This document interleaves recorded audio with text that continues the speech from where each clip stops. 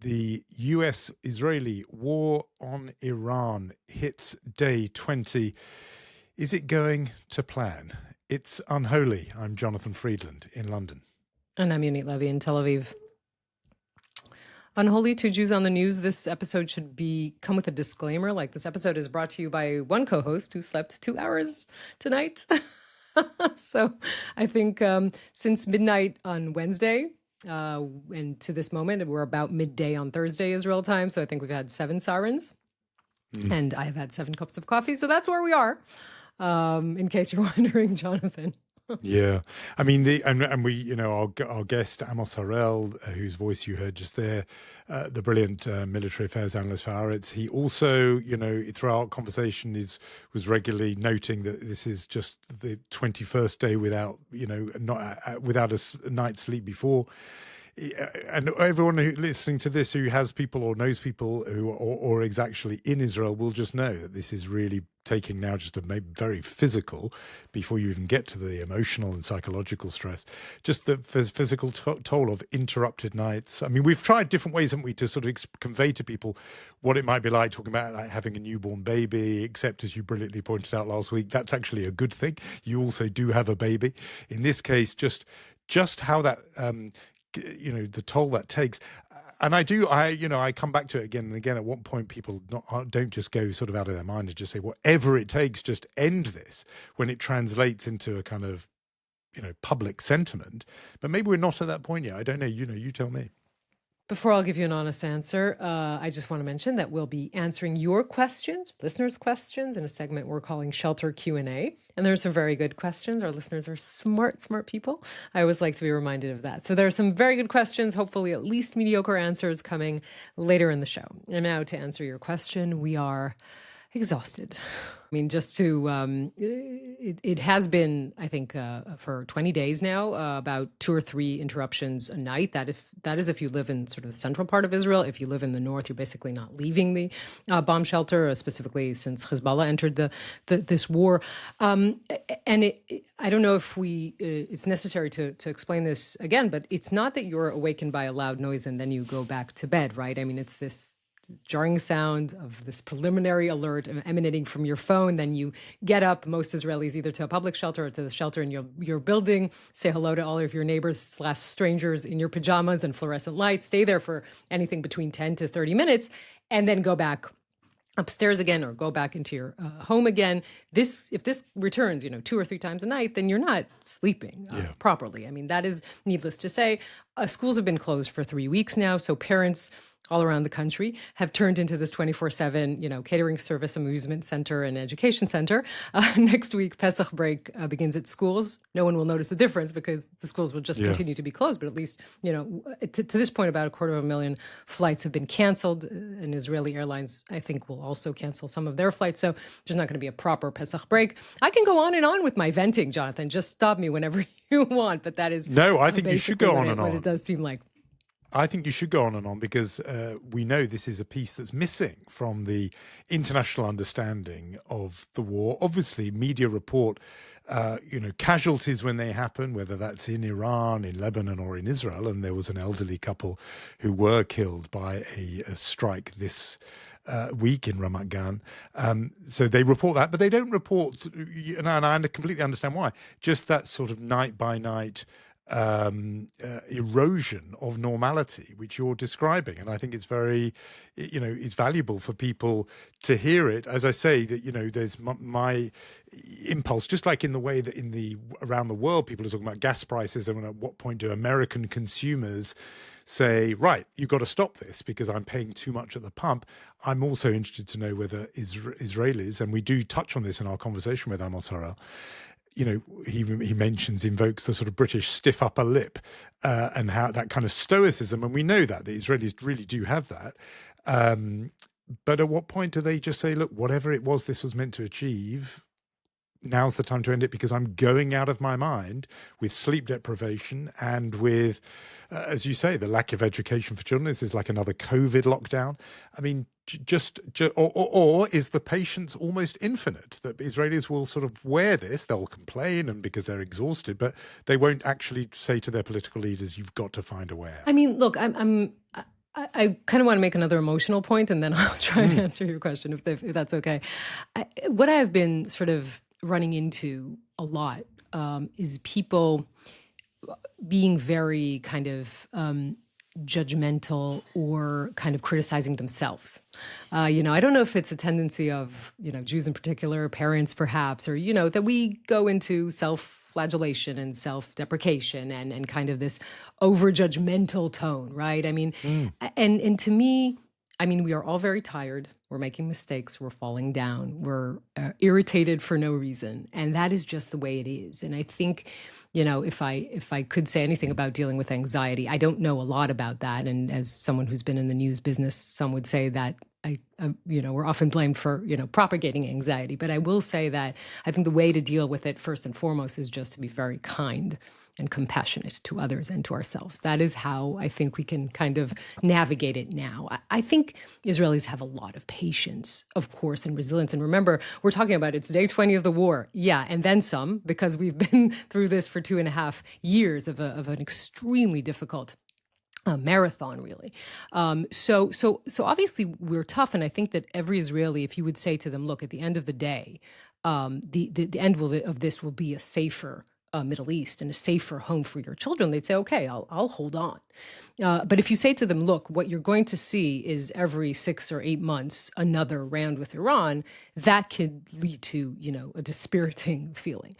So I don't know if I'm answering your question, but it definitely is a challenging time for this nation, again, at the edge of an extremely challenging time that's been going on for 2.5 years. That is Just say something about because the word I wasn't expecting was your word about judgmental. You mean people are self-critical of what? Of their short views, of their temper? Of everything. Like I have, I've run into friends who forgot things and they would be like, oh, I'm such an idiot. I personally, fell last week and I kind of hurt my hand and I was, berating myself for I'm such an idiot for falling. It's so weird.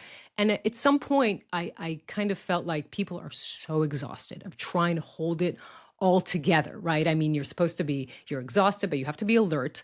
You're fearful, but you have to keep up this brave face for everyone around you, and particularly your children. It is difficult. There is a lot sitting on the Israeli shoulder. And I feel like a lot of us have been kind of turning it inward. And that is why I kind of said, look, we have to be very, very forgiving because this isn't normal. This is not a normal way to live, and it's definitely not a normal way to live as this is prolonged. And that is what, maybe this comes just from my kind of sentiment and from the people around me, but I kind of feel like we should all be a little more patient, forgiving, particularly towards ourselves. Yeah. Very, very much so. No, that's very wise, I think. I think the normal point and the fear that this somehow, God forbid, becomes a new normal, where, as you say, every 6 to 8 months you're back again.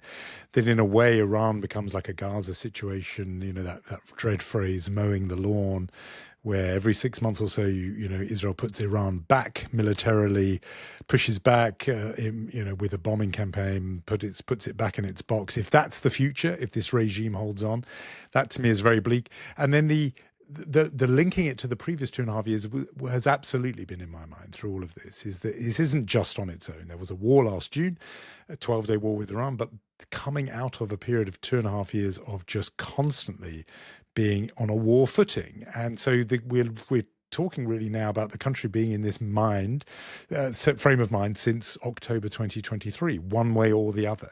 That is going to exhaust in the deepest sense, not just a night's sleep, but a kind of structural, deep fatigue. And I just, I do wonder at what point that turns outward and becomes a kind of fury at this situation and translates into a sentiment that says there has to be another way. But I don't think we're at that point yet. And I understand what you're saying about how things will develop. In amongst all this, I do think, by the way, your point about people with young children, that is a whole other layer and level because of that thing of having to maintain a face and reassure. And my children are not so young anymore, but I have been imagining myself into your shoes, for example, with 3 young children. That's a whole other layer. On top of all that, you also have to follow the news and transmit the news, broadcast the news to a country that is on edge. So, I mean, a lot. There is a lot to pick through, and we do get into it with Amos Harel. But Yes. let's just talk a little bit about some of those developments this week. Indeed. And by the way, we're lucky to have screen time at all today because, as I explained to you, at some point this week, we tried to record at 10 a.m. And I said to you, all of my children are sitting in front of all of my screens having different Zoom lessons. So we're not going to be able to record. So we have a limited time here, Jonathan. But to be more on the issue of the news, look, obviously, another dramatic week. And we're at the end of week 3. 2 major sort of developments happening in Iran. One is the assassination of the man who was essentially running the show after the assassination of Ali Khamenei. This is Ali Larijani, head of, a key pillar in the regime and the head of Iran's National Security Council. And also, and I think importantly, the Basij chief, Reza Soleimani. Now, the Basij, we keep talking about them. This is the kind of security force that is tasked with suppressing dissent. One of the Iranian experts used the term when I talked to him about the Basij. He said, these are the brown shirts, right? These are the kind of paramilitary trying to keep the dictatorship alive and quashing any kind of dissent. So the top brass has been taken out. By the way, interestingly enough, Israel is also attacking the headquarters of the Basij in all kinds of places. And according to reports, being helped by Iranian citizens that are kind of helping them target where the different locations of these are, because now they're more on the move. So that has been one issue. Of course, the energy, the attack on the energy facilities, we'll go into that with Amos Harel. This war is continuing to be unpopular in the United States. I mean, it's interesting. I was looking at the kind of opinion polls on the first day or two of when this started. So the approval rating in the United States was 41%. The approval rating in Israel was 81%. That perhaps has something to do with the fact that the distance between Tehran and Tel Aviv is less than 1,000 miles, and the distance between Tehran and New York is about 6,000 miles. So, we can go into all of that. But of course, another big headline coming out of Washington is that the director of the United States National Counterterrorism Center quit, essentially blaming Israel for dragging the United States into this war. So all this happened while we were not sleeping. All this happened as well. Yeah, that's how the morning news could begin. While you were not sleeping, this is what's happened. I mean, the Larijani assassination, obviously significant. On one level, these things are a great operational achievement, and it's fascinating the idea of Israel's extensive intelligence on the ground. It still knows where these people are, and the notion that they have obviously had for a long time help and intel from Iranians on the ground. That is important. There's from me from having done this for a long time that I am a worrier. I've been worried by some of these developments because I think when it does finally come to conclude this thing, if there isn't regime change, and obviously that would be, nobody would grieve the passing of this regime, but if that doesn't happen, there needs to be people there who have the standing to negotiate an end to this thing. And just wiping out layer after layer of the leadership of this country. Obviously, Larijani, a bad man, and all these people, the people in command of the Basij, the hated crack troops of this regime, you want to see those people gone. But I am somebody who remains worried about an anarchy scenario in Iran, where you have nobody in charge, and it just begins to sort of break apart and unloose these sort of demons into the region, a kind of ISIS petri dish. That is one of the scenarios that worries me. So removing the intelligence chief, Larijani, one person after another, yes, it's sort of notches on the board that you think another achievement, but what comes after that? That's one of my worries about this. Yes. Well, I mean, I think we should kind of look at the fact that these kinds of assassinations don't happen because someone presses a button. These are things that either there's an opportunity and some intel. Petraeus called the beginning of this war kind of a golden intel on Khamenei and the rest of his staff. So you have an opportunity and you either seize it or you don't. And I think that is what happened with the Larijani case. And there is a question of who do you talk to at the end of the day, because I think we all realize that weakening the structure is very important, but how are you at the end of the day, for example, going to get the uranium out of there if not with an agreement? I mean, many people would agree that this, at the end of the day, the funnel is towards an agreement. And so you're right to ask who is the person at the end of the day. I think what happened here in this specific case was that the opportunity arose, and that is what Israel took advantage of. And yes, this person who is such an important part of the structure, and the more that kind of you erode the structure at the end of the day, do you not achieve the objective, which is regime change? So, I remember absolutely, Petraeus. I think he talked about exquisite. Yes, that was the word. That was the thing. I mean, which is amazing, and apparently that is the term of art they use. So I get that, but the concern I would have is where tactics lead you on strategy instead of the other way around. So in other words, we've got a chance, we've got an opening, do it. And then afterwards you think, well, actually now strategically, we do eventually want an agreement because we think regime change might be, preferred, but possibly improbable. And therefore, is it wise? So again, the concern I have is that the operational ingenuity of this is hard to doubt, but whether or not it is achieving what in the end will look like a long-term solution.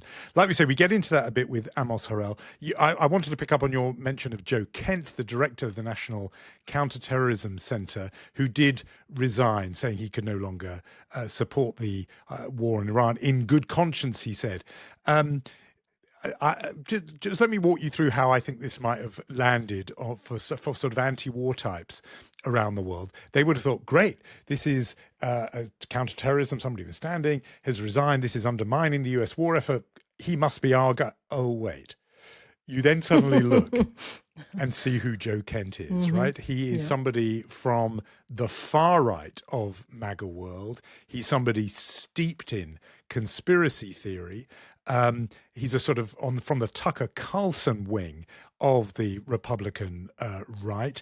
And given that context, his resignation letter did not disappoint, because he said there that one of his grounds was that this war had been, the US had been pulled into it by Israel, that he blamed Israel for dragging the small, almost powerless American superpower into war. Mighty Israel had drawn it in there.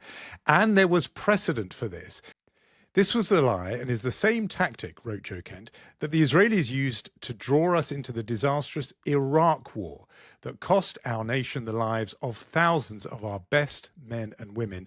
We cannot make this mistake again. Now, really important this, because this is one of these themes that comes up on the conspiratorial right, and it really needs debunking. And I'm glad to say it can be debunked really quite easily, because this was around 20 years ago.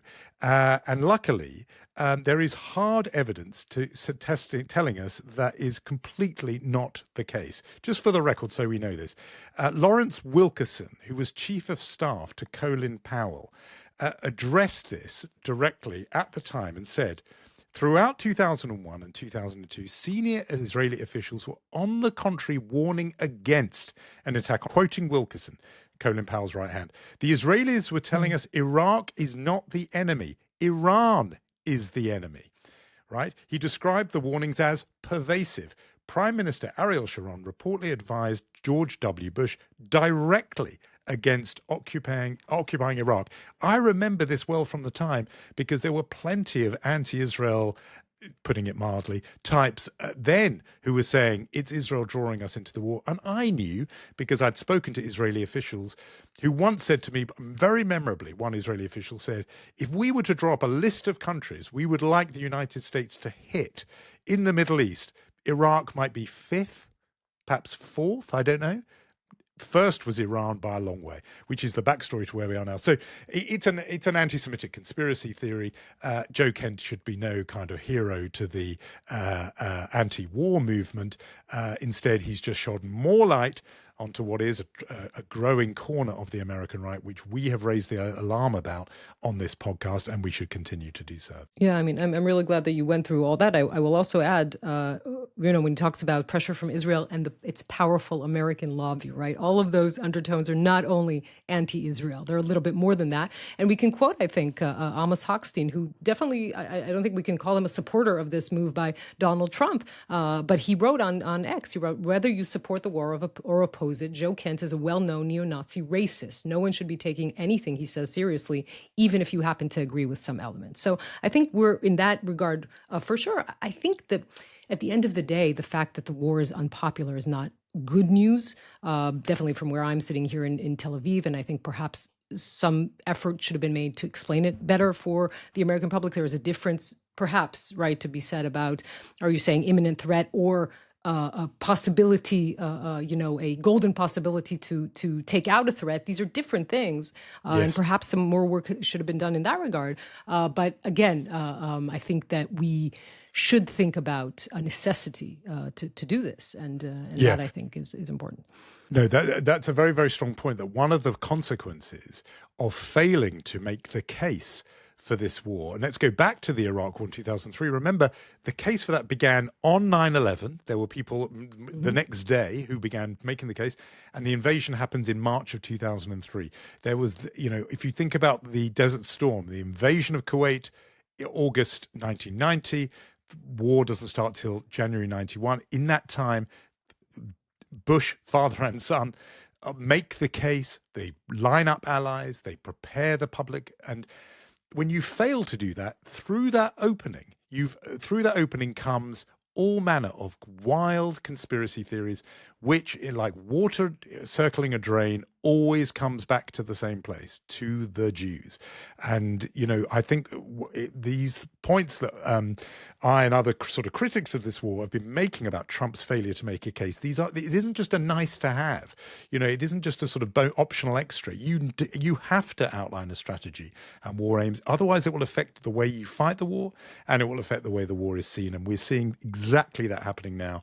The door was left open to this kind of wild, conspiracy thinking. So, not helped, incidentally, I suppose, by that narrative, by this latest statement of Donald Trump's regarding the attack on the South Pars gas field, in which he said, look, we didn't know about it. Belied by the reporting and evidence that's coming out of Israel, where it says Israel and US absolutely coordinated.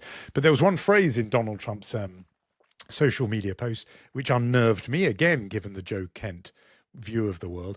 It's when he says, we will hit back at Iran if they hit Qatar or any of our Gulf allies, whether we have the consent of Israel or not, he says. And I thought, I put my head in my hands when I saw that, because I thought, well, now you're playing into that narrative that you, the president of the world's biggest superpower and the wielder of the mightiest arsenal that has ever been amassed in human history, somehow need the consent of Israel. What are you doing using this kind of language? Anyway, that was yet another bit of fuel that Donald Trump is throwing on this fire, I think. Yes, and I think I'm reading into some of what you're saying about preparing the ground for a war better. That kind of leads us into discussing what looks like a pretty big crisis opening up between Trump and NATO and Trump and Europe, and it just comes to serves the point, I think, is that this is a bigger war than just Israel and Iran or the U.S. and Iran. This has ramifications beyond the borders of the Middle East. What we're seeing right now. It really does. I mean, I was speaking to somebody, a scholar of these matters yesterday, who said to me, some students were asking me, when could this turn into a world war? And he said, I think the question is rather, is it already a world war? Where historians will look back and say it already is. And that's partly because, what is the Iranians' big weapon in this war?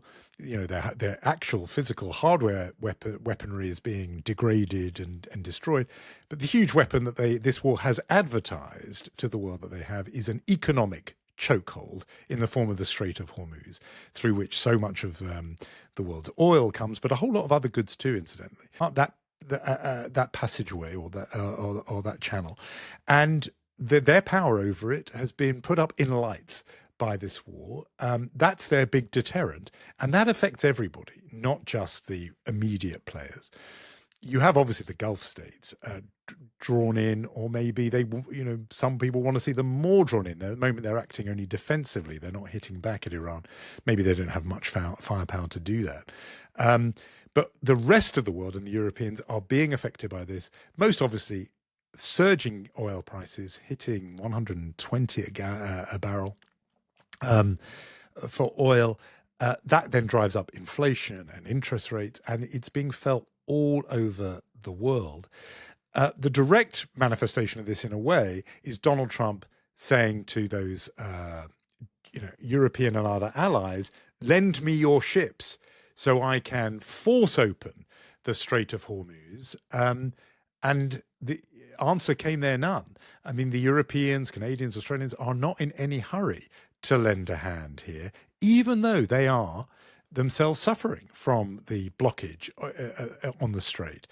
They are not lining up to offer any help. And so Donald Trump is forced to make these statements when he does his shtick of sort of pretending to be them. Oh, no, sir. He does this voice and he goes, they're declining. No, sir, we don't want to get involved, he said, disparaging these Europeans doing this voice. When he does the sir thing, that's always a tell. My point on that would be, what did you expect? You told them nothing. You prepared the ground not at all. And then you've just been insulting them now, and also for the last year plus. He said about Keir Starmer, he's no Winston Churchill. We don't like people who join wars when they've already been won, is what he said 2 weeks ago or a week ago. Now suddenly he's saying, come on, where are your ships? Lend us your ships. And he should realize that, these are all politicians, Macron or Carney or Starmer and Merz. They have electorates, and their electorates are in no mood to join a war that they think is turning into a quagmire. And they're not in a rush to join the side of a man who has just repeatedly insulted them. Just before this Iran war, Donald Trump had said that allies had been in the back, behind the front line in Afghanistan and Iraq. Massive insult to Denmark and Britain and other places where there'd been great loss of life among military personnel. So if you insult your allies, you can't expect them to help. Yes, of course. I don't know if you elegantly forgot that Pete Hegseth left it out, that Pete Hegseth called allies like the UK, what was it, pearl-clutching allies, whereas Israel is a capable ally. By the way, is a capable ally, just in the sense of what it is doing now, side by side with the United States. But I would want to remind us of something that I'm quoting him for the second time this episode. Amos Harel, who was Biden's top advisor, said to us about Europe and how it is not standing up to Trump and how it should. That context was a few weeks ago after the Maduro issue, but I want us to hear it because I think it's relevant to our discussion. He's running the board because there is no board. Europe's pronouncements after everything that he does on tariffs against them, Venezuela, whatever else he does, is we are deeply concerned and we may even have a meeting about it. So you look even at Greenland, he's threatening to invade Europe essentially, and Europe has zero response. Nothing. Everything is about placating. They read him wrong every time, and then they repeat it the next time. And then they recognize that they read it wrong, and they do it again. And I think this is part of what is happening, Jonathan, in the sense that I think he was right to say Europe is not standing up to Trump like it should, or like leaders like Chirac or Thatcher, as you reminded him, would have done. And now they're standing up to him, which could be a little bit late, understandable from their perspective, also indicative of how unpopular this war is. I'm saying sadly unpopular from an Israeli perspective. So they're just, now they have the courage to stand up and say no, perhaps, as I said, too late. What I would say is this relationship, we don't know where it's heading. It has a lot to do with the war itself. If the war is successful and Europe didn't help, then that weakens the relationship even further. If it is a failure and Europe didn't help, it does weaken the relationship as well. And again, we are, you and I both are creations of the post-World War, Second World War order. And we tend to think that Europe and the United States should do good together in the world. And I don't, just in that perspective, I think this is a worrying development when the United States says, I need your help, and Europe is saying, we're not going to help. That is not a good development in the good part of the world, I think.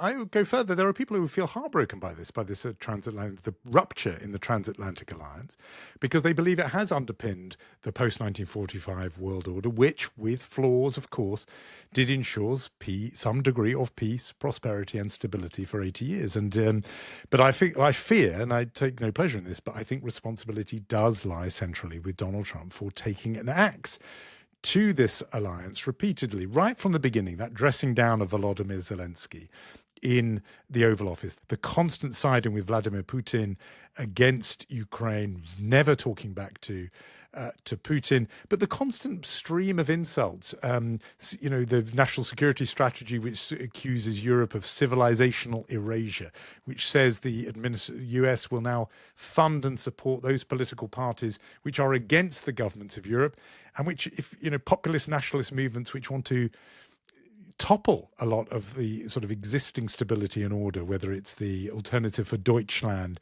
in Germany and Le Pen in France and so on. So this has been coming for a long, long time. And it's extraordinary how patient, in a way, the Europeans have been until now, in that they've been trying to make this work. And that's partly, it's not because of some high-minded principle. It's because they are still dependent on American hard power for their own security. But they are making plans for a different world. And you see Mark Carney, who's become, in a way, the unofficial leader of the free world minus the United States, who is traveling the world. He was in Australia a couple of weeks ago, making this case for the so-called middle powers to get their act together without the United States, even now talking about a kind of World Bank for defense. So the world is changing, but a big part of why it's changing is Donald Trump and his own disdain and serial insult to previous allies. Yeah, and then, of course, you mentioned the Canadian Prime Minister. I would say that perhaps what is interesting in what Amos was saying is that that Europe should have stood up to Trump a lot earlier, and that then perhaps we wouldn't see this crisis now in that regard. That's just me, paraphrasing him, but I think Yes. At the end of the day, there are two sides to this story. And you're accurate in describing the Donald Trump side. I just don't know if the Europeans perhaps should have done the exact opposite and stood up to him sooner, this would have been a different kind of world. I don't know. That's really interesting. I mean, they have been so nervous of it because they are reliant on the American, nuclear umbrella. They're reliant on American hard power. So they've been desperate to make this work. But like Mark Carney said, in a way, it's because they've been clinging to an old order, not wanting to believe it had gone. And so they were constantly hoping that Donald Trump's better angels might pull him back towards the old model of a transatlantic alliance. Question is, are there any better angels? There don't seem to be many. So it was a sort of faint hope and a vain Look, if his 10 rules of the deal in the first deal is always sign a prenup, then I think it's written, right? You should have seen that coming. I'm just saying. Very much. I agree with you on that. Yeah. But we want to stay focused on the Iranian issue and on where this is heading on day 20th. And I think that we always turn to a very smart man to talk to us about where this is going and where this is from a military perspective.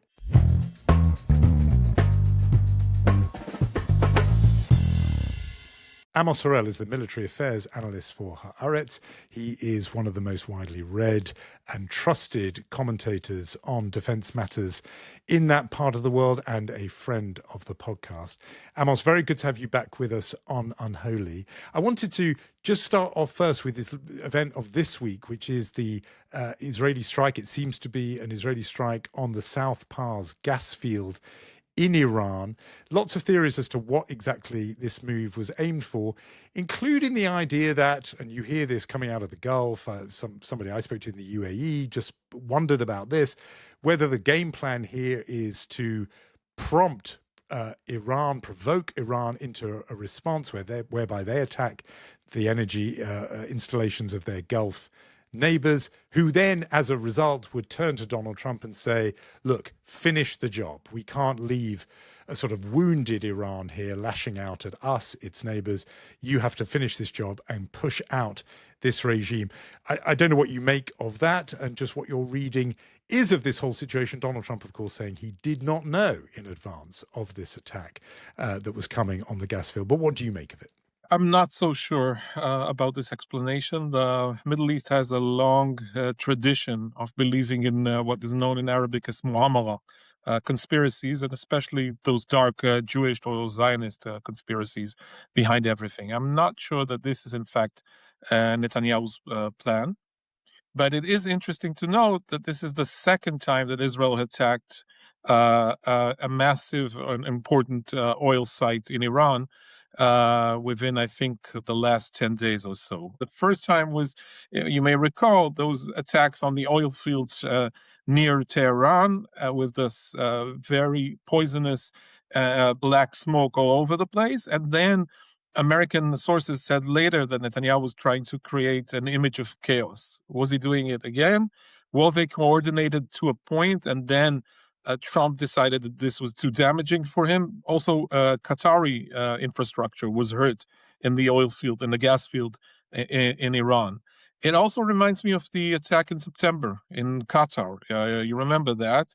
The Israeli attack. At that point, both sides were leaking. The two sides were leaking different versions of events. Were they coordinated or not? Did Netanyahu tell Trump in advance what he was about to do? My guess is that I think both in Washington and in Jerusalem, there is a sense that this campaign, which has been extremely successful on the operational level, is now beginning to lose its way when it comes to strategic gains. And because of that, the stakes are higher, and there's more willingness to risk with the initiatives, with taking the initiative, with striking. They're willing to risk more in order to get things done. And this is where I think the UAE version of events might be accurate. And since so much is at stake, you have different versions of events. You have contradicting theories of what is actually happening. But this is an energy war, which could evolve into an even bigger international crisis. And this is where we are. Again, massive operational success, but it hasn't been translated to a decisive victory. And I'm not sure, I wouldn't even add the word yet. I think it's very, very hard to move from plan A to plan B, or point A to point B. We're in a different terrain now. I mean, so you're saying essentially raising the stakes, again, this attack on energy infrastructure. Of course, we saw this week the assassination of Larijani, Ali Khamenei's maybe right-hand man, an important key pillar in the Iranian leadership, and of course the head of the Basij and his deputy. I mean, we are at day 20. Do we know where this is heading? I mean, do the planners know where this is heading? Again, I think we should note the difference between operational level and strategic planning. And strategic planning is not a place where either Trump or Netanyahu tend to excel. Now, Trump, we know, he plays this by ear. He doesn't have patience for much details. He has certain principles that he's willing to act upon. And I think my personal view is that he was closer to the right understanding of events than Obama and Biden before him when it came to Iran. But when it comes to long-term planning, what he has is mostly Witkoff and Kushner, and we know where that leaves us. Regarding Netanyahu, he has a long-held belief that strategy is something that limits you as a leader, that you don't have to announce what your strategy is, and that you need to improvise. But had he thought it through? Of course, he's been thinking of defeating the evil Iranian regime for 35 years. This is what he's been preaching for so long, and now he gets a chance to do that. But does he know how to actually remove the regime, to topple it? I'm not sure. So I'm not exactly sure where we are right now, but I think we're approaching a stage in which all of those remarkable operational advantages there's only so much you can do with them. At one point or another, you have to decide what the goal of the larger scale war is, and it hasn't been decided yet. One more issue I should add. I talked to one former Israeli general just a few minutes ago, and one thing he pointed out was that considering the Iranian decision regarding the Hormuz Straits, Trump is in a tough place now. He can no longer do what he did in Iran June of last year, or what he did about the Houthis in Yemen around February or March 25. He can no longer declare victory and get out, because this is becoming an international economic crisis. He can not just leave, declare victory and pull out of the region, because there's such a mess being left behind. And in spite of the fact that the regime was hit so badly, those that remain, people like Mujtaba Khamenei and others who are trying to control events from Tehran, are now actually saying, since we've survived this, since at this moment we haven't been killed and the regime is yet in power, then this draw is actually a victory for us. And since we're here, we cannot make concessions right now. We need a better agreement later on. We have our own demands. The fact that we are alive is enough to present us as winners and to squeeze some concessions from Trump and company. Will it work out? I'm not sure. Maybe the opposite is true, and maybe Trump would just get angrier and apply more force, and finally the regime would crumble. But right now, we don't know exactly where we are, considering everything that's happening. And I would be wary of focusing too much on images or even statistics. Both sides would like to tell you right now that they're winning. Again, the Western side, Israel and the United States, has the upper hand. Life in Tehran is 1,000 times more miserable than it is in Tel Aviv currently. But again, in my view, this does not promise us any clear and final victory, at least not yet. Just picking up your point about how on strategy, and it's fascinating hearing you say that Netanyahu in some ways does not even aspire to a strategy. It's really interesting. But there is a divergence perhaps between the US and Israel on this. From Israel's point of view, if it does fall short of regime change, if the regime does survive, but it has a much reduced arsenal, is that, you've described very well how that in some ways is a win for Tehran, but would it be a win for Netanyahu? Would he be quite able to live with, the regime is still there, but they've got less hardware than they had before? That means this war was worth it.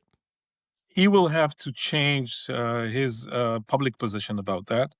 And the whole PR campaign would have to work differently. And you have to remember that we're approaching elections. This is an election year. And there are similarities with the situation in Lebanon and Gaza as well. Was there a final decisive victory in Gaza? Yeah, we brought hell on Gaza, and most of the Hamas leadership is now dead, as should have happened after October 7th. But was Hamas actually defeated and destroyed completely, as he promised? So he's in a danger, I think. And I think that I'm not smelling panic, but I think his last public statements, there's a lot hiding there. I think he's worried about the outcome. And our colleague Ronen Bergman, just in Yediot Achronot, just yesterday, mentioned that while Netanyahu talked constantly a week or 2 weeks ago about regime change, he's now talking about Israel, the Israeli empire, about Israel being a great, almost a world superpower, and about how much our power and influence, our military power, military might, are felt everywhere in the world. He's mentioning less the goal of regime change. I don't know yet where this is heading, but this is an interesting point to make. Now, having said all that, another important aspect of this whole affair is what the generals are thinking.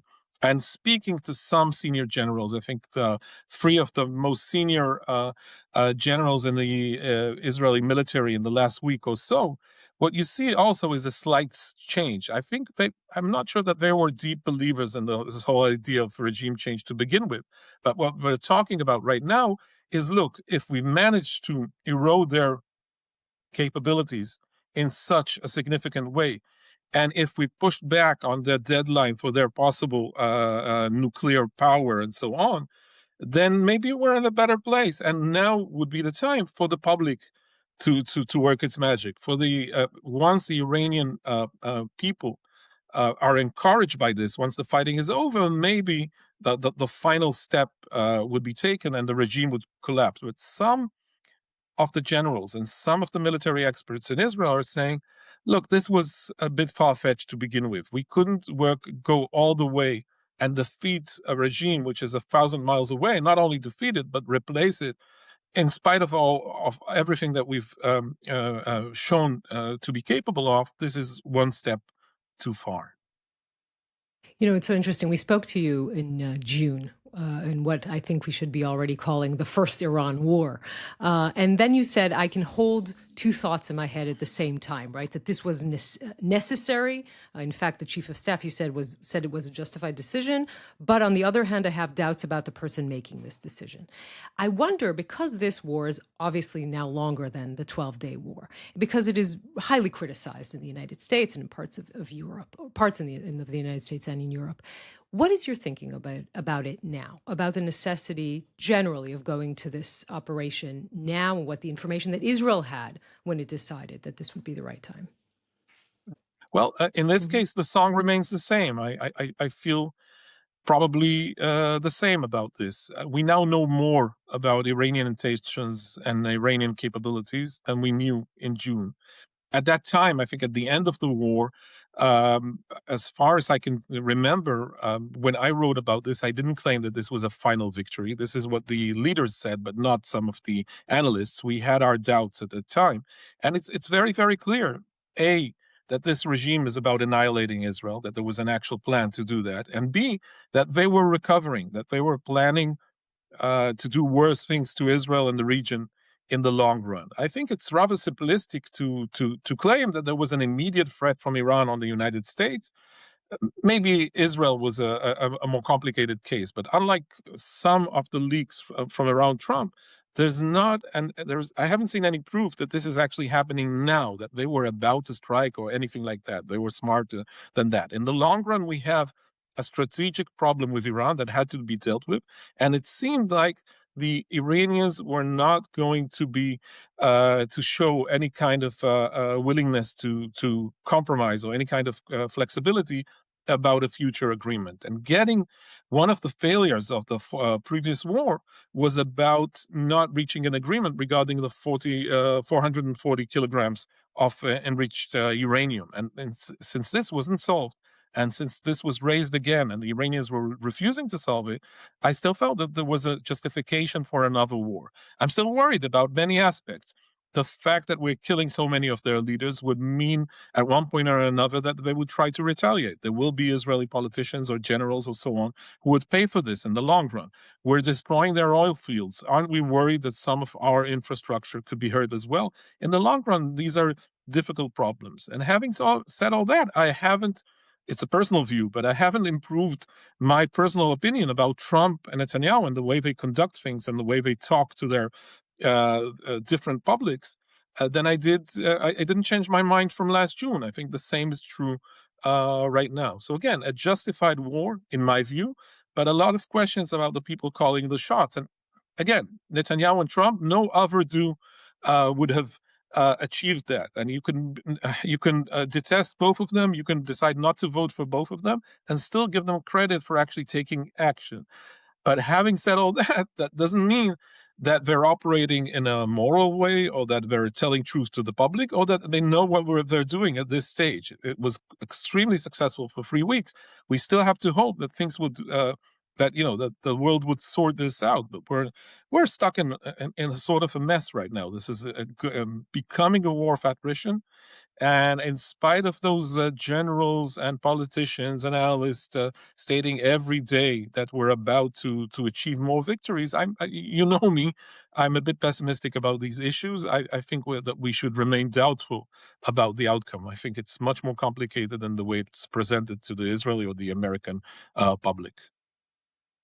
Yeah, and the question arises from what you just said is how much, in a way, does the conduct of a war depend on the character of the people leading it? And I think we're seeing some of that playing out now. I just want to ask you about another front in this war, and that is Lebanon, and Israel's continued targeting of Hezbollah targets and the movement of over 1 million Lebanese getting out of the way of what had been assumed to be an imminent Israeli offensive there.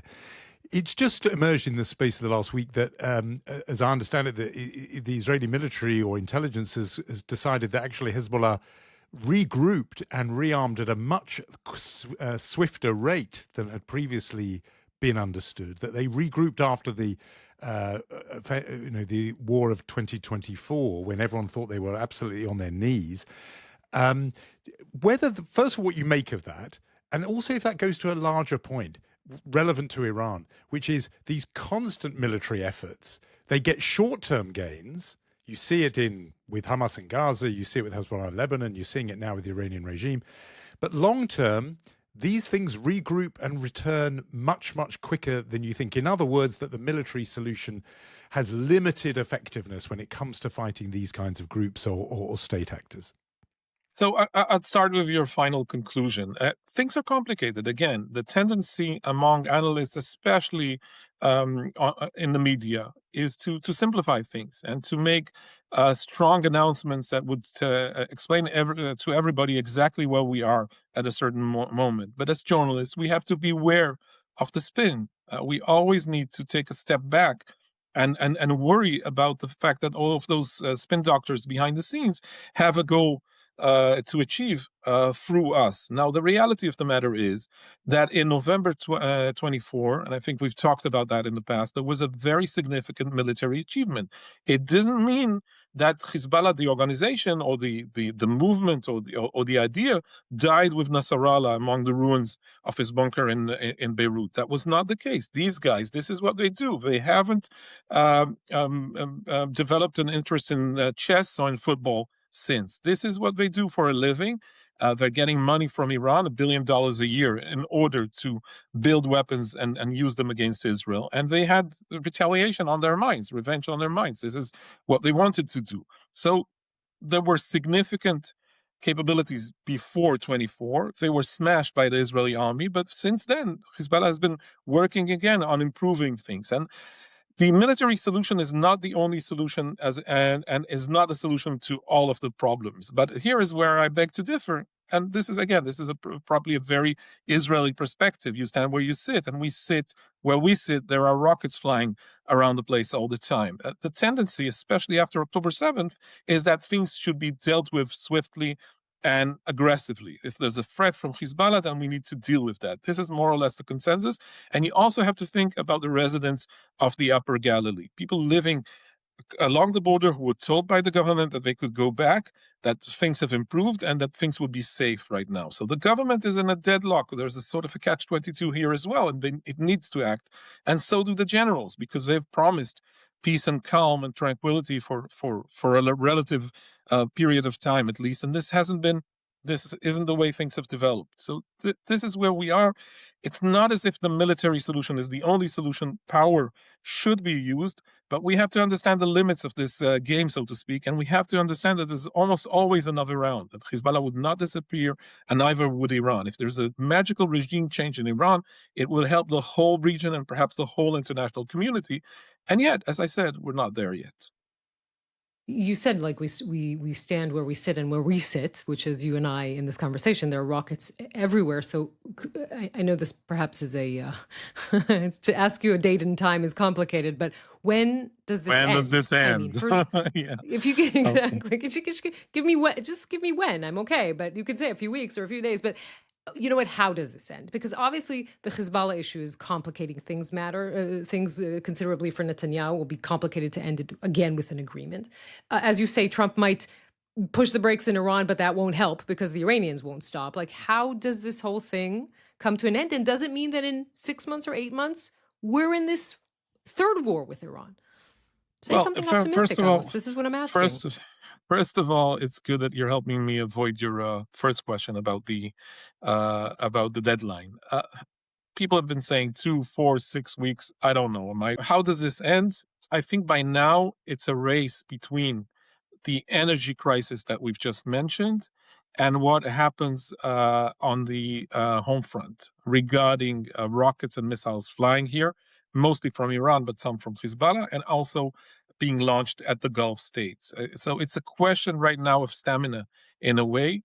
I'm not promising blood, sweat, and tears or anything like that, but I think that when again, it's a very Israeli or Jewish version of a stiff upper lip, Jonathan, but it has to do with Israelis holding their ground and insisting on fighting and again believing in the goals of the campaign in order for this to end with an Israeli and American victory. And again, the question mark here, of course, is Trump himself. How is he going to act? And as I quoted that former general earlier on, he cannot now easily disengage from the problem that he helped create. So the way to end this, I would assume, is still applying more pressure on the Iranians while holding to our guns regarding the attacks on the home front, and hoping that we don't suffer too many casualties, which would affect national morale. Because as you and I know very well, people are beginning to feel the outcome of this long military campaign, going 5, 6, 7 times a day to the bomb shelters is a big deal. It doesn't sound a big deal for Netanyahu or Trump, but for the people actually dealing with that, with small children, with dealing with education through Zoom and so on, these are massive. These are massive issues. But I think we got to a point where it's becoming more of a complicated problem than some might have thought in the past. 3 weeks is a long time, and there's no deadline in sight yet. I'm grateful that President Trump supports the Israeli cause, and I think that we haven't talked enough about Israeli-American military cooperation, which is amazing to watch. And yet, I'm not sure that this is enough for a decisive victory yet. I'm ready for surprises there. If the Iranian people are will suddenly decide to march towards the besieged camps, towards IRGC headquarters, whatever, that would be a great change. And I think that the regime would fall in the end. Either way, this would happen. But I'm not sure that this is entirely connected to where we are right now. And I think that maybe the more limited goals of the campaign should begin to be discussed. Before we let you go, Amos, I just want to ask you about one last incident, an episode that caught the mind of a lot of media coverage internationally. This is on the West Bank, where Israeli forces, Israeli police, an undercover unit, killed 2 young Palestinian brothers and their parents, according to the accounts, shooting all 4 in the head and face as the family returned from a shopping trip for Ramadan. The 2 boys, Mohammed, age 5, Othman, age 7, he was blind and had special needs. You can see why this would have caused great outrage around the world. I think people know a little bit about these undercover units. They were dramatized in a very popular TV series, Fauda. People know a little bit about it.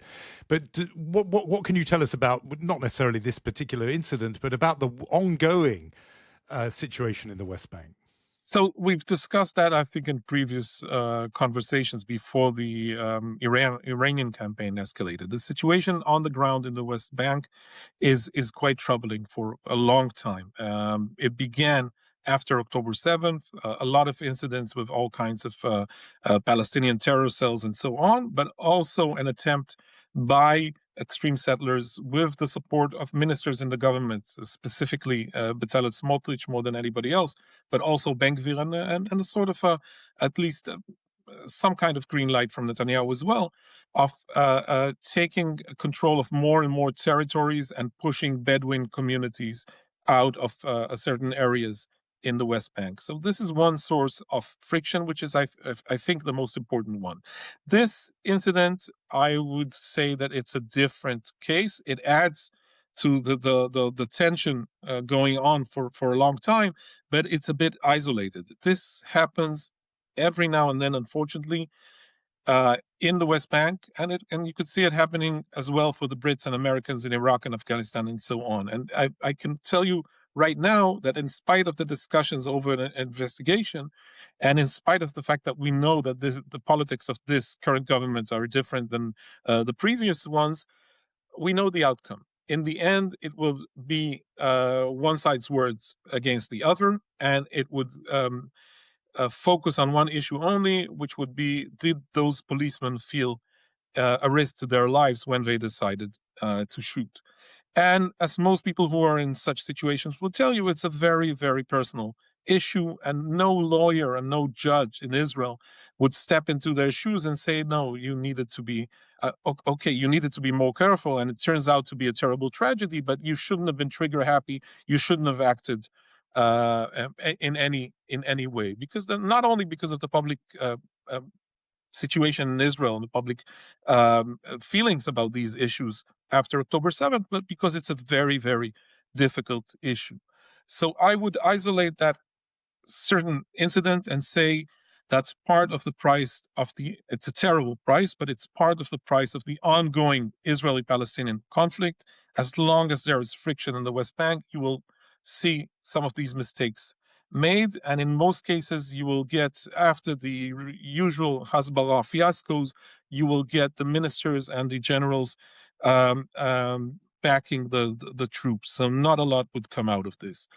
I would try and look at the more general perspective and say, the situation is increasingly worrisome in the West Bank because of settler violence, because of Palestinian attacks and so on, and things are tense right now and are affected by everything else.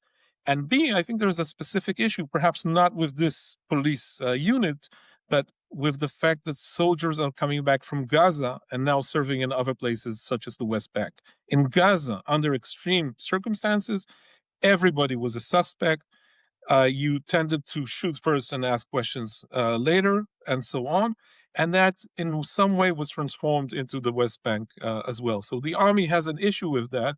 And I have an issue with the chief of staff, Eyal Zamir, who, in my view, doesn't discuss these problems enough and doesn't have the emotional resources, perhaps, at this moment, to deal with the troops' conduct over these matters. So these are, long-term issues. There's a personal tragedy here, which is terrible, but the long-term issues remain, and I don't see them being solved anytime soon. Amos Harel, we're so grateful for your time, Amos, and something tells me we'll be talking to you again very soon. So thank you so much for talking to us today. Thanks for having me.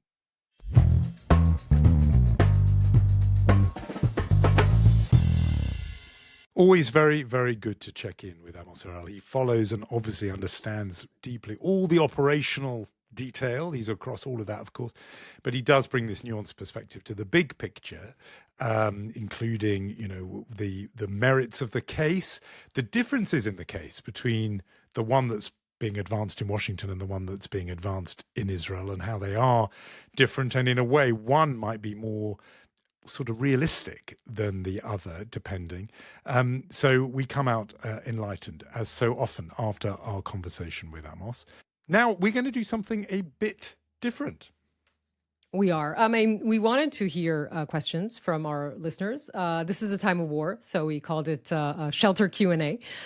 Some of our listeners are indeed in between shelters and in between sirens. And we wanted to hear what is on your mind these days. So shall we start with, I think, two of our favorite interviewees. We can say that, right? It was, do you remember, in another feature that we did in that lovely interim between wars, as it were, when we had, listeners therapy, when we invited lots of pairs of people in relationships who had felt the strain in their relationships. Listeners really did respond to Benjamin and Albert, two friends, close friends, school-age friends in Copenhagen, in Denmark. So, the unholy reach goes very, very far, whose own friendship had become under strain. They talked about it very candidly over the issues about Israel and the Gaza war. And they came in with this really interesting question. Hi, Unholy. It's Benjamin and Albert. How much do you think the motive of freeing the Iranian people played a role in the US and Israeli decision to go to war? And do you think there might be other incentives at play, like taking focus off the Epstein case? What are your thoughts about that?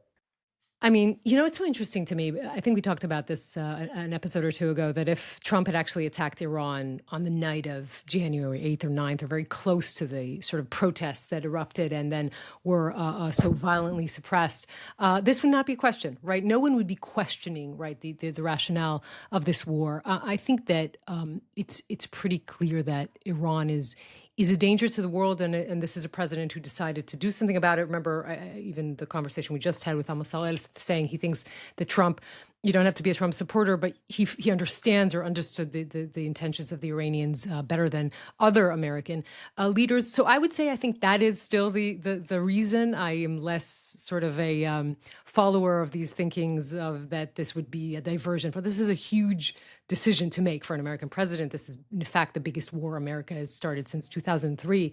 I think it's a decision made on the merits of it and not trying to sort of divert attention from something else. Yes. I mean, the nuance I would put on that is that only that I think that's right. He saw it as a threat, but to the region, to the neighbors, to Israel, rather than it being specifically about liberating the people of Iran. And that's big because of this thing of timing. I think, well, multiple things. The timing, had it been January the 8th and 9th, but also the rhetoric, regime change mentioned at the beginning, but then not really mentioned after that. A whole lot of other lowering stuff. Expectations. Lowering expectations, and it's about a nuclear deal. It's about ballistic weapons. If this was truly about liberating the Iranian people, it would have come earlier, January 8th, 9th, and also that's all you would be hearing. And instead, you're hearing a whole range of shifting explanations. We have another question from Tammy. How can ordinary citizens contribute to the rebuilding and all of the healing that is going to need to happen in Israel over the next few years? And question number 2 is, how do we encourage more bridge building in the beautiful and inspiring way that you two are doing through your conversations?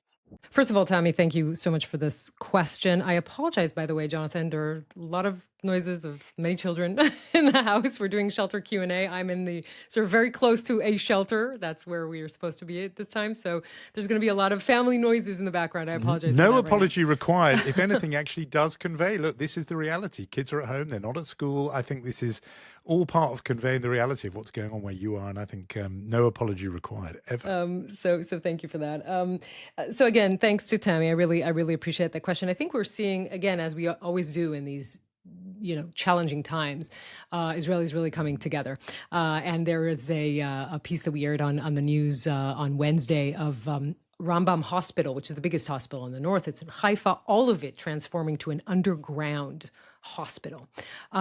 Indeed, three floors underground in the parking lot. That is where patients are being taken care of. And you see this. Again, these are extreme situations and extreme, place to be, but people are helping. Volunteers are coming there. Even artists are singing there, volunteering to sing beside, the dialysis patients and the women who just gave birth and all of that. And in this kind of environment, you see the differences are much smaller, right? It's always like you see the religious and the not religious and the Arabs and the Jews and everyone kind of working together and making it work. And I wish for this society that it knows how to do that even when it's not such a challenging time. I think we have it in our bones and in our genes to do that. We really do. We really know how to do that. That is very heartening, and particularly your mention there, the hospital. So very often when we were talking about building bridges, as Tammy mentioned in her question, it's in that health sector, actually, that the bridge between Israel's Arab minority, Palestinian citizens of Israel, and the rest of the country is most apparent because, people will know if you've been to those hospitals, it's not just the patients are Arab and Jewish side by side, but the medical staff, doctors, nurses, are drawn from both sectors, both communities, and they just get on with the business of saving lives. That is something that's just, embedded in the day-to-day Israeli reality. I've often thought if the country could be like, Hadassah Hospital, we would be in a better place. So that's a good example. As for bridge building outside, well, look, it's what we've been doing and what we've been aiming to do on Unholy for such a long time. And part of it is that, if you're from the outside Israel, I think, Yonit, you said this last week, check in with people who are inside Israel. Often there are Jews outside Israel who are critical of Israel, call themselves candid friends. Sometimes they really emphasize the candid and forget about the friend bit. If you want to be the candid friend, you've got to be both. So yes, candor when you want to be critical and so on. But in a moment when Israelis are in great distress, their nights are interrupted, they're in fear, people are being killed from, missiles out of the sky. it doesn't hurt to be a friend. And so I think always remember both halves of that equation if you're going to be the candid friend. We have a question from Leo. Hi, my name is Leo, longtime listener. First of all, I just wanted to say a quick thank you for continuing to put out episodes during this time, and a lot of them. It really helps to have something to listen to while in the shelter or during that anxious wait between the preliminary alert and the siren. And for my question, which I think a lot of Israelis are desperately looking for an answer to right now, what's your go-to comfort binge at the moment? So the go-to comfort binge right now, I'm very nervous of sort of saying this. I mean, you recommend, well, okay, a TV binge, you recommended Death by Lightning, which is terrific, and I really enjoyed that, about James Garfield, who knew, the forgotten American president. It turns out brilliantly done, really well written and acted. I've also just concluded the first season of Drops of God, which is bizarrely about the world of wine, but a terrific drama. But no, the thing I'm hesitant about mentioning is the football, because right now Arsenal are winning, and therefore watching Arsenal win has been a sort of comfort thing. But I know that could change. There is a final coming up at the weekend. I've tempted fate even by uttering these words. So that's an intermittent comfort binge. Anyway, I hardly need it. You're the one in the shelter. So what are you doing for your comfort? So first of all, I'm glad you watched Death by Lightning. I thought it was excellent. And I'm trying to be like the intellectual and saying I'm rewatching Claudius. But no, I mean, let's be honest. These are tough times. So I have to confess, my binge watching has been, I'm hesitant, Love Story. The whole Carolyn Bessette, John F. Kennedy Jr., yeah, I don't have anything to say for myself. That's it. That's what I'm, Is it a recommend? Is it on your recommendation list? I mean, it's good playlist. Good playlist and good fashion stuff. I don't want to say more. I don't want to spoil the story for you, Jonathan, if you don't know how it ends. And you're worried about your image, your upmarket Shakespeare scholar image. Yes, this is what I'm worried about. Is it very down? Is it trashy treatment, or is it? Look, it's trash done very well. Kind of should be. Okay, it's done very well. I'm waiting for the great expose that you actually confessed. You want me to? I do want you to tell the story. Okay, because you mentioned that you were watching this to me a while ago, and we were looking around. Is there a sort of unholy link that would give us an excuse? We did to talk about it, and I did. And Calvin Klein being Jewish is not enough, Jonathan. So yes, because apparently he was the shadchan. He brought them together as matchmaker. And then I said, Ed Schlossberg being Carolyn Kennedy's husband, so that's something. Okay, who's Jewish? I think so. Okay, so we got some links here, and this is working. Okay. No, the thing I was going to mention, my tenuous link to this story, is that I did actually want to shake the hand of John F. Kennedy Jr. because I was at the launch party of George magazine. You may remember that his foray into national life was the publication of a new magazine, which was going to try to be sort of Vanity Fair of politics. So it was going to be, Washington Life, but done in a glossy magazine way. People will remember the saying that politics is showbiz for ugly people. And Washington really does bring that out. So the idea of a glossy glamour magazine about the people in Washington, who... God love them, but they're not fashion leaders or style gurus. But anyway, I was there at that launch party because I was a correspondent in Washington at the time, and I was there, and I did make sure to get a handshake with and he was, tall and handsome, just like you imagine. So that's my one, admittedly tenuous link to your comfort binge right now. The only thing that you kind of find yourself thinking, and you remember him, doing the whole Democratic Convention speech in 1988, is how different politics, or American politics, and particularly the Democratic Party politics, would have been had he indeed lived and stepped into politics, which is what she was kind of anointed to do. That was just my thinking, but this is me trying to salvage some sort of intellectual thinking from what I just confessed. So yes, that was our shelter Q&A. And thank you to our questioners and to all of those who sent in questions. Sorry we didn't get to yours, but we will, may have reason to do this again. So thank you for those. I think we are almost at the awards end of the episode, where we should just honor tradition by doing that. Why don't we begin with a chutzpah award for those people who have been threatening an Israeli journalist, Emmanuel Fabian, who's a defense reporter for the Times of Israel.